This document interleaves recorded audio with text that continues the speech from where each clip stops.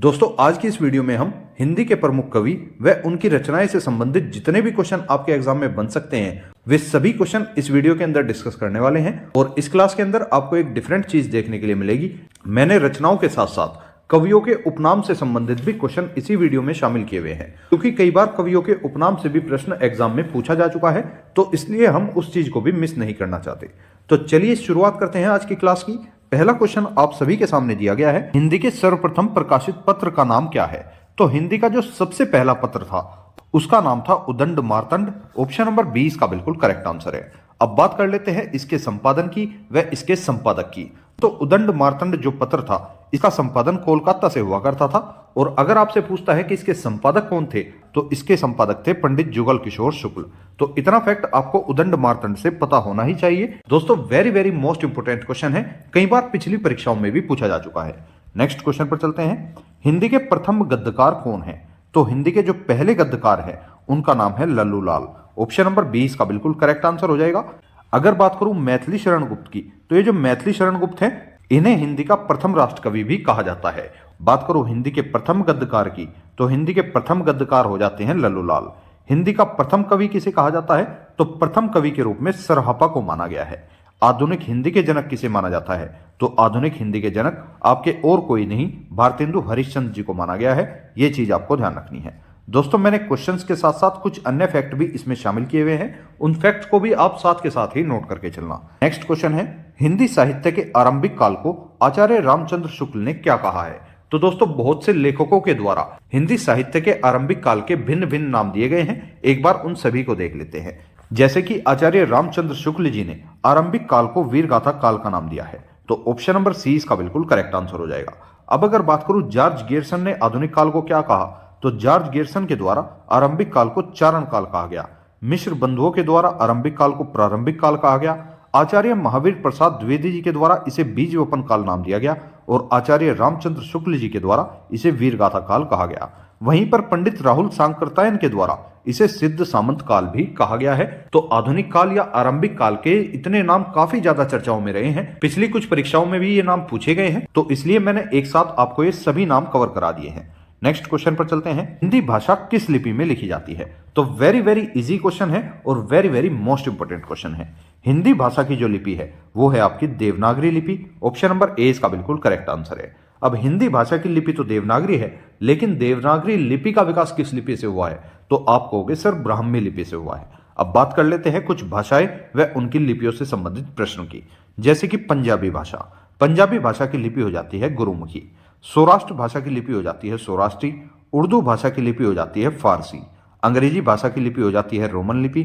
और हिंदी की हो जाती है देवनागरी लिपि। और नेपाली भाषा की लिपि भी देवनागरी लिपि ही हो जाती है। तो इसलिए आपको ये सभी फैक्ट ध्यान रखने हैं। नेक्स्ट क्वेश्चन है, देवनागरी लिपि का विकास क्रम क्या है? अर्थात देवनागरी लिपि जो बनी है वो किस किस से मिलकर बनी है? तो सबसे पहले तो आपको बता दूं, सबसे पहले बनी थी ब्राह्मी लिपि। ब्राह्मी लिपि के बाद आई गुप्त लिपि। गुप्त लिपि के बाद आई कुटिल लिपि। और कुटिल लिपि के बाद बनी थी देवनागरी लिपि। इसलिए देवनागरी लिपि का जो उद्गम माना जाता है वो ब्राह्मी लिपि से माना जाता है। तो ऑप्शन नंबर 20 का बिल्कुल करेक्ट आंसर हो जाएगा। नेक्स्ट क्वेश्चन पर चलते हैं। चिंतामणि के रचयिता कौन है? Very very most important question है। चिंतामणि के जो रचयिता हैं उनका नाम है रामचंद्र शुक्ल। ऑप्शन नंबर सी इसका बिल्कुल करेक्ट आंसर है। और रामचंद्र शुक्ल के बारे में कुछ अन्य फैक्ट भी है, वो भी एक बार देख लेते हैं। रामचंद्र शुक्ल जी ने ही आधुनिक काल को वीरगाथा काल भी कहा है और हिंदी साहित्य के रचयिता भी माने जाते हैं रामचंद्र शुक्ल ही। महावीर प्रसाद द्विवेदी की अगर बात करूं, तो महावीर प्रसाद द्विवेदी जी के नाम पर ही द्विवेदी युग का नाम रखा गया है। बात करूं जयशंकर प्रसाद जी की, तो जयशंकर प्रसाद जो है ये छायावाद युग के प्रवर्तक भी माने जाते हैं। दोस्तों आगे इनसे संबंधित मोस्ट इंपोर्टेंट क्वेश्चन दिए गए हैं, तो उनको भी एक बार देख लेते हैं। जैसे कि जब जब होए धर्म की हानि, बढ़े असुर अभिमानी। इस पंक्ति के रचनाकार कौन है? तो इस पंक्ति को तुलसीदास जी के द्वारा लिखा गया है। ऑप्शन नंबर 20 का बिल्कुल करेक्ट आंसर है। अब जब बात तुलसीदास जी की हुई है, तो तुलसीदास जी की कुछ अन्य रचनाओं को भी यहीं पर देख लेते हैं। जैसे गीतावली, दोहावली व बरवे रामायण, ये तीनों रचनाएं तुलसीदास जी की हो जाती हैं। तीनों पिछली बार एग्जाम में पूछी जा चुकी हैं। और दो क्वेश्चन, इंदु पत्रिका के संपादक का क्या नाम है? Very very most important question हो जाता है। इंदु पत्रिका के संपादक का नाम हो जाता है जयशंकर प्रसाद। और अगर आपको ऑप्शन में मिलता है अंबिका प्रसाद गुप्त, तो आप इसको भी लगा सकते हैं। दोस्तों इन दोनों ऑप्शन में से एक ही ऑप्शन आपको वहां पर दिखाई देगा, क्योंकि ये दोनों आपस में मामा भांजे हैं। सबसे पहले इस इंदु पत्रिका का संपादन जयशंकर प्रसाद जी के द्वारा किया गया था, लेकिन बाद में इसका संपादन जो है वो अंबिका प्रसाद गुप्त जी ने करा था। तो ऑप्शन नंबर ए इसका बिल्कुल करेक्ट आंसर है। नेक्स्ट क्वेश्चन, अधिकतर भारतीय भाषाओं की लिपियों का विकास किस प्राचीन लिपि से हुआ है? तो अधिकतर जितनी भी भारतीय भाषाएं हैं सभी भाषाओं की लिपियों का विकास ब्राह्मी लिपि से ही हुआ है। ऑप्शन नंबर ए इसका बिल्कुल करेक्ट आंसर है। नेक्स्ट क्वेश्चन पर चलते हैं। वीर गाथा काल के सर्वश्रेष्ठ कवि कौन माने जाते हैं? तो very very most important question हो जाता है। वीर गाथा काल के जो सर्वश्रेष्ठ कवि माने गए हैं वे हैं चंद्रबरदाई। ऑप्शन नंबर ए इसका बिल्कुल करेक्ट आंसर है। दोस्तों चंद्रबरदाई वही कवि हैं जिन्होंने पृथ्वीराज रासो की भी रचना की है। पृथ्वीराज रासो के अंदर इन्होंने पृथ्वीराज चौहान के चरित्र का वर्णन किया है और ये वीर गाथा काल के एक कवि हो जाते हैं। बात करूं विद्यापति की, तो विद्यापति को ही मैथिल कोकिल के नाम से भी जाना जाता है, क्योंकि इन्होंने अपनी सभी रचनाएं मैथिली भाषा में की है। नेक्स्ट क्वेश्चन पर चलते हैं। नेक्स्ट क्वेश्चन है, कबीरदास जी की भाषा क्या थी? तो very very most important question हो जाता है ये भी। कबीरदास जी की भाषा थी पंचमेल खिचड़ी, या इसे ही आप सधुक्कड़ी के नाम से भी जानते हैं। ऑप्शन नंबर सी इसका बिल्कुल करेक्ट आंसर है। और कबीरदास जी की सबसे प्रसिद्ध रचनाएं हैं वे हैं साखी सबद रमैनी। उम्मीद करूंगा आपने ये सभी क्वेश्चन अच्छे से रिवाइज कर लिए होंगे। दोस्तों इस वीडियो के अंदर मैंने एक एक क्वेश्चन वो रखा है जो कि पिछले कुछ एग्जाम्स में पूछे भी जा चुके हैं और जो बार बार रिपीट होते हैं। नेक्स्ट क्वेश्चन है, छत्रसाल दशक किसकी रचना है? तो ये जो छत्रसाल दशक है ना मेरे दोस्त, ये भूषण जी की एक रचना हो जाती है। ऑप्शन नंबर बी इसका बिल्कुल करेक्ट आंसर है। भूषण जी की ही एक अन्य रचना है जिसका नाम है शिवा बावनी। विद्वानों ने भूषण जी के 6 ग्रंथ माने हैं जिनके नाम है शिवराज भूषण, शिवा बावनी, छत्रसाल दशक, भूषण उल्लास, भूषण हजारा व दूषणो उल्लास। अगर बात करूं केशवदास जी की, तो केशवदास जी की रचना का नाम है रसिक प्रिया। और केशवदास जी एक ऐसे कवि हैं जिन्हें कठिन काव्य का प्रेत या हिंदी का प्रेत भी माना जाता है। नेक्स्ट क्वेश्चन पर चलते हैं।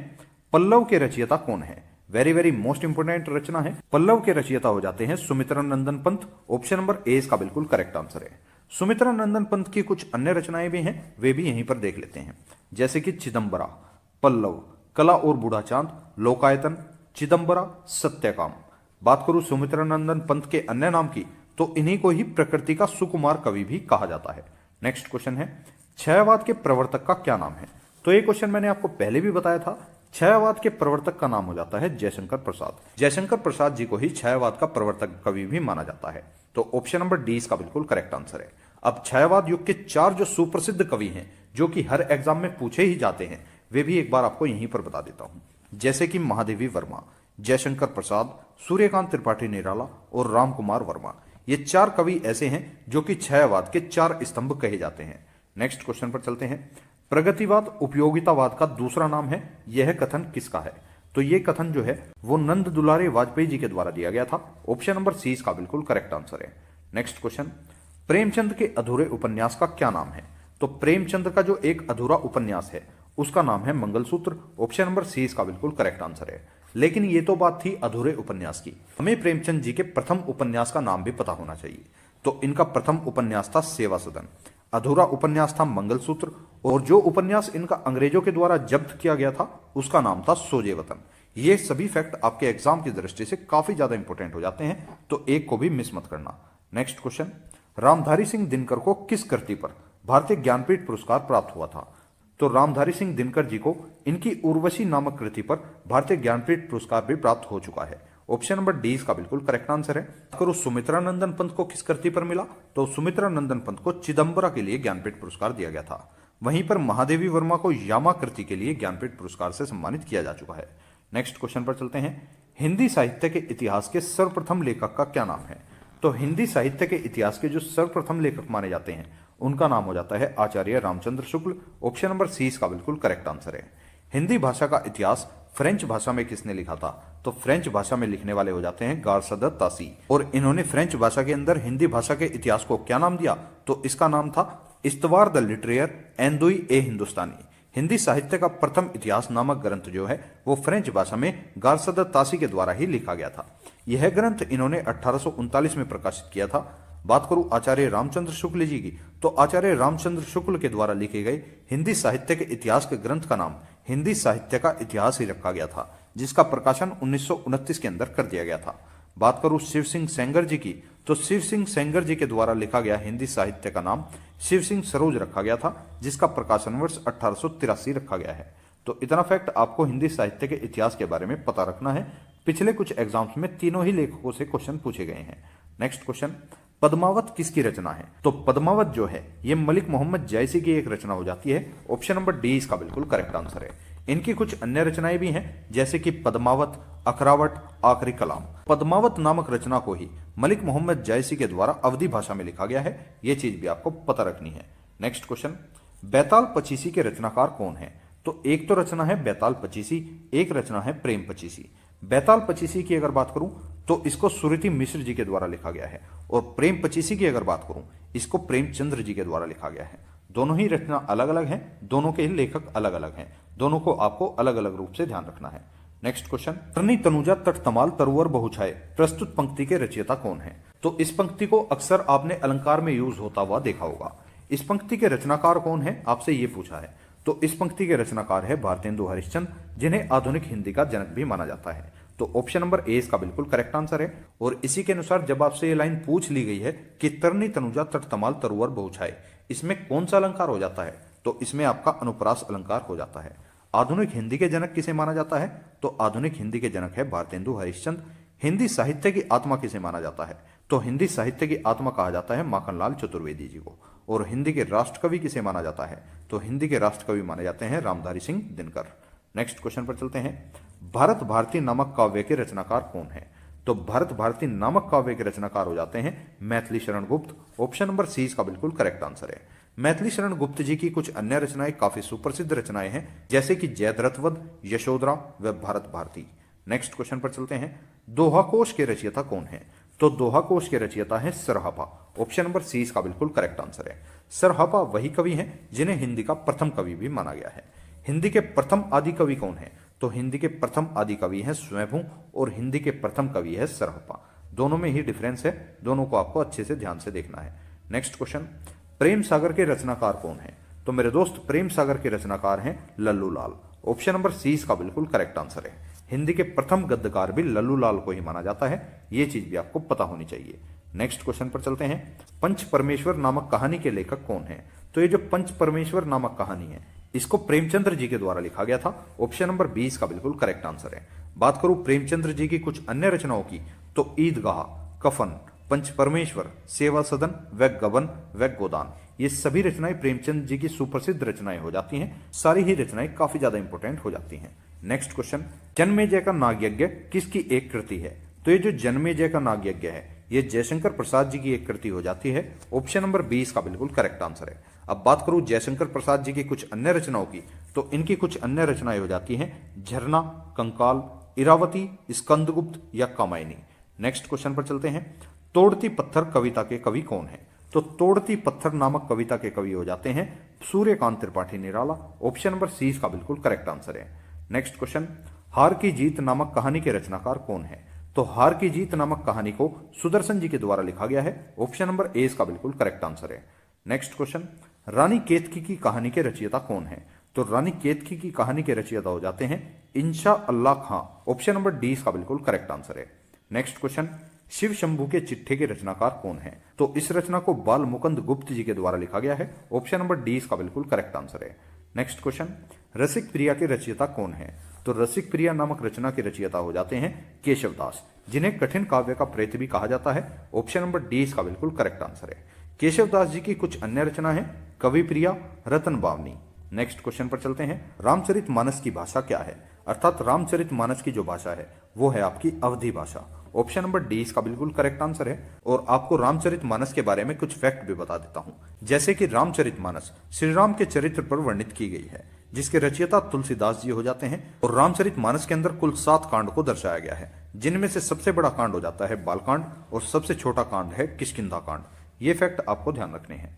नेक्स्ट क्वेश्चन, भूषण किस रस के कवि हैं? तो कवि भूषण जो है ये आपके वीर रस के कवि हो जाते हैं। ऑप्शन नंबर सी इसका बिल्कुल करेक्ट आंसर है। भूषण की कुछ अन्य रचनाएं भी हैं जैसे कि छत्रसाल दशक और शिवा बावनी, ये वीर रस के एक कवि हैं, ये चीज आपको ध्यान रखना है। नेक्स्ट क्वेश्चन पर चलते हैं, हिंदी का आदि कवि किसे माना जाता है?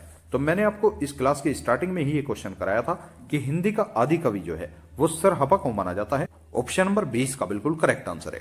हिंदी का प्रथम कवि भी सरहुप्पा को ही माना जाता है। और अपभ्रंश का कवि किसे माना जाता है? तो अपभ्रंश के कवि अगर आपसे पूछे तो आपका आंसर हो जाएगा पुष्पदंत। नेक्स्ट क्वेश्चन पर चलते हैं। हिंदी पत्रिका कादम्बनी के संपादक कौन है? तो कादम्बनी के संपादक हो जाते हैं Rajendra Awasthi. Option number A इसका बिल्कुल करेक्ट आंसर है। नेक्स्ट क्वेश्चन, कवि कालिदास की अभिज्ञान शाकुंतलम का हिंदी अनुवाद किसने किया है? तो अभिज्ञान शाकुंतलम का हिंदी अनुवाद राजा लक्ष्मण जी के द्वारा किया गया है। ऑप्शन नंबर डी इसका बिल्कुल करेक्ट आंसर है। वैसे अगर अभिज्ञान शाकुंतलम किसकी रचना है, अगर यह क्वेश्चन आपसे पूछता है तो यह रचना कवि कालिदास जी की एक रचना हो जाती है। नेक्स्ट क्वेश्चन पर चलते हैं। किस काल को स्वर्ण काल कहा जाता है? तो इनमें से किस काल को स्वर्ण काल कहा जाता है? तो भक्ति काल को ही स्वर्ण काल का दर्जा दिया गया है। ऑप्शन नंबर 20 का बिल्कुल करेक्ट आंसर है। नेक्स्ट क्वेश्चन पर चलते हैं। हिंदी गद्य का जन्मदाता किसको माना जाता है? तो इन सभी में से हिंदी गद्य के जन्मदाता भारतेंदु हरिश्चंद्र को ही माना जाता है। ऑप्शन नंबर सी इसका बिल्कुल करेक्ट आंसर है। नेक्स्ट क्वेश्चन, सूरदास के गुरु कौन थे? तो आप सभी को पता होगा सूरदास जो है वो जन्मांध थे, अर्थात जन्म से ही अंधे थे। तो इनके गुरु हो जाते हैं वल्लभाचार्य। ऑप्शन नंबर डी इसका बिल्कुल करेक्ट आंसर है। इनकी खुद की जो रचनाएं हैं वे हैं साहित्य लहरी, सूरसागर। नेक्स्ट क्वेश्चन पर चलते हैं। कामायनी किस प्रकार का ग्रंथ है और इसकी रचना किसने की थी, आपको यह भी बताना है। तो सबसे पहले तो बता दूं, कामायनी आपका एक महाकाव्य हो जाता है और इसके जो रचयिता हैं वे हैं जयशंकर प्रसाद। नेक्स्ट क्वेश्चन, गागर में सागर भरने का कार्य किस कवि के द्वारा किया गया है? तो गागर में सागर भरने का कार्य कवि बिहारी ने किया है। ऑप्शन नंबर ए इसका बिल्कुल करेक्ट आंसर है। नेक्स्ट क्वेश्चन, विद्यापति की पदावली की भाषा क्या है? अर्थात विद्यापति की जो पदावली है इसकी भाषा जो है वो मैथिली भाषा रखी गई है। ऑप्शन नंबर ए इसका बिल्कुल करेक्ट आंसर है। क्योंकि विद्यापति को मैथिल कोकिल के नाम से पुकारा जाता है, क्योंकि इन्होंने अपनी सभी रचनाओं को मैथिली भाषा के अंदर लिखा है, इसीलिए इन्हें मैथिल कोकिल के नाम से भी जाना जाता है। नेक्स्ट क्वेश्चन पर चलते हैं। उग्र कवि के नाम से किसे जाना जाता है? तो उग्र कवि के नाम से पांडे बेचन शर्मा जी को माना जाता है। ऑप्शन नंबर 20 का बिल्कुल करेक्ट आंसर है। नेक्स्ट क्वेश्चन है। बिहारी किस राजा के दरबारी कवि थे? तो कवि बिहारी जो है ये जयसिंह के दरबारी कवि थे। ऑप्शन नंबर सी इसका बिल्कुल करेक्ट आंसर है। नेक्स्ट क्वेश्चन, शेष कादंबरी किसकी रचना है? तो एक रचना तो है कादंबरी, एक रचना है शेष कादंबरी। दोनों अलग अलग रचनाएं हैं, दोनों के लेखक अलग अलग हैं। तो शेष कादंबरी की अगर बात करूं तो ये आपकी अलका सरावगी की एक रचना हो जाती है, और कादंबरी की अगर बात करूं तो इसको बाणभट्ट जी के द्वारा लिखा जा चुका है। नेक्स्ट क्वेश्चन है। राग दरबारी उपन्यास के रचयिता कौन है? तो राग दरबारी जो ये उपन्यास है इसके रचयिता हो जाते हैं श्रीलाल शुक्ल। ऑप्शन नंबर 20 का बिल्कुल करेक्ट आंसर है। नेक्स्ट क्वेश्चन, पूस की रात किसकी रचना है? पूस की रात हो या मंगल सूत्र हो, दोनों रचनाएं आपकी प्रेमचंद जी की हो जाती हैं। ऑप्शन नंबर ए इसका बिल्कुल करेक्ट आंसर है। प्रेमचंद जी का जो प्रथम उपन्यास है उसका नाम है सेवा सदन। अधूरा उपन्यास कौन सा है? मंगलसूत्र। और अंग्रेजों के द्वारा जब्त उपन्यास कौन सा है? वो है सोजे वतन। नेक्स्ट क्वेश्चन पर चलते हैं। ध्रुव स्वामिनी नाटक के रचयिता कौन हो जाते हैं? तो ध्रुव स्वामिनी नामक नाटक के रचयिता हो जाते हैं जयशंकर प्रसाद। ऑप्शन नंबर सी इसका बिल्कुल करेक्ट आंसर है। नेक्स्ट क्वेश्चन, आत्मनिर्भरता निबंध के रचनाकार कौन है? आत्मनिर्भरता नामक निबंध के रचनाकार हो जाते हैं बालकृष्ण भट्ट। ऑप्शन नंबर 20 का बिल्कुल करेक्ट आंसर है। नेक्स्ट क्वेश्चन, गंगा छवि वर्णन कविता के रचनाकार कौन है? तो गंगा छवि वर्णन नामक कविता के रचनाकार हो जाते हैं Bharatendu Harishchandra. Option number C का बिल्कुल करेक्ट आंसर है। नेक्स्ट क्वेश्चन, ज्ञानमार्गी शाखा के कवियों को किस नाम से पुकारा जाता है? तो ज्ञानमार्गी नामक शाखा के कवियों को संत कवि के नाम से पुकारा जाता है। ऑप्शन नंबर डी इसका बिल्कुल करेक्ट आंसर है। नेक्स्ट क्वेश्चन, अपभ्रंश का वाल्मीकि किसे कहा जाता है? तो अपभ्रंश का वाल्मीकि स्वयंभू को माना जाता है। ऑप्शन नंबर डी इसका बिल्कुल करेक्ट आंसर है। नेक्स्ट क्वेश्चन, चंद्रबरदाई किसके दरबारी कवि थे? तो ये जो चंद्रबरदाई थे ना मेरे दोस्त, ये पृथ्वीराज चौहान के दरबारी कवि थे और इन्हीं के द्वारा ही पृथ्वीराज रासो की भी रचना की गई है। ऑप्शन नंबर डी इसका बिल्कुल करेक्ट आंसर है।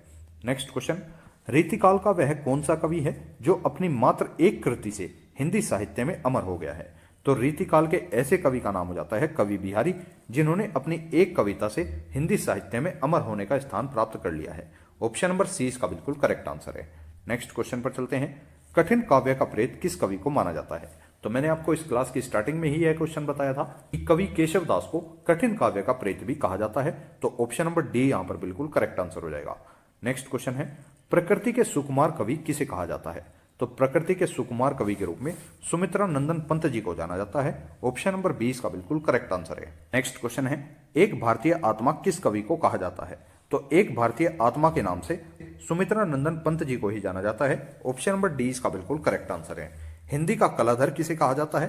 तो कलाधर के नाम से जयशंकर प्रसाद जी को जाना जाता है। यह चीज आपको ध्यान रखनी है। नेक्स्ट क्वेश्चन, कथा सम्राट किसे कहा जाता है? तो कथा सम्राट अर्थात हिंदी का जो कथा सम्राट है वो प्रेमचंद जी को माना जाता है। ऑप्शन नंबर ए इसका बिल्कुल करेक्ट आंसर है। और प्रेमचंद को ही उपन्यासों का प्रणेता भी माना जाता है। नेक्स्ट क्वेश्चन है, त्यागपत्र उपन्यास किसकी एक रचना है? तो ये जो त्यागपत्र उपन्यास है ना मेरे दोस्त, ये जैनेन्द्र कुमार की एक रचना हो जाती है। ऑप्शन नंबर बी इसका बिल्कुल करेक्ट आंसर है। नेक्स्ट क्वेश्चन, मजदूरी और प्रेम निबंध के रचनाकार कौन है? तो मजदूरी और प्रेम नामक निबंध के रचनाकार हो जाते हैं सरदार पूरण सिंह।